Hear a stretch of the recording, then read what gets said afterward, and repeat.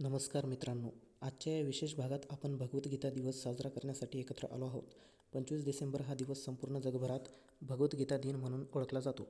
कारण या दिवशी कुरुक्षेत्राच्या रणांगणावर अर्जुनाच्या मनातील संभ्रम दूर करत श्रीकृष्णांनी या अद्भुत ग्रंथाचा उपदेश केला.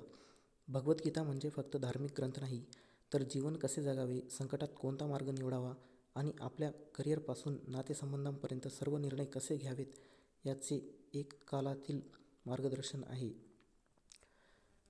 गीतेचा पहिला आणि मुख्य संदेश म्हणजे कर्मयोग.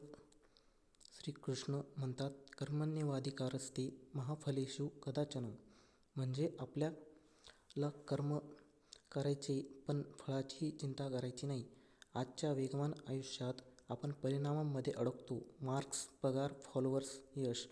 पण गीता शिकवते की परिणाम हा आपल्या मेहनतीचा नैसर्गिक भाग आहे, परंतु लक्ष नेहमी कर्मावर असायला हवे.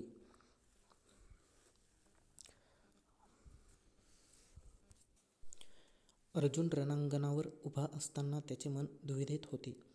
आपल्याही जीवनात ताण, भीती, अपयश, स्पर्धा असे अनेक रणांगणे येतात.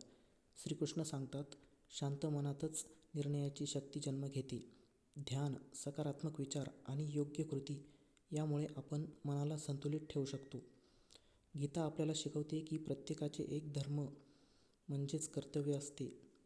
विद्यार्थी, पालक, नेता, उद्योजक प्रत्येकाने आपले काम प्रामाणिकपणे करणे हेच खरे यशाचे रहस्य आहे. जीवनात येणारी प्रत्येक परिस्थिती ही शिकण्याची संधी आहे आणि ती स्वीकारून पुढे जाणे हेच गीतेचे सार आहे. गीतेचा चौथा महत्त्वाचा विचार म्हणजे निष्काम सेवा. कुणासाठीही काही करताना प्रतिफळाची अपेक्षा न ठेवणे. आजच्या सोशल मीडिया जगात लाईक्स आणि फॉलोअर्सच्या मागे धावण्यापेक्षा खरी किंमत आपल्या कृतींच्या प्रामाणिकतेला असते.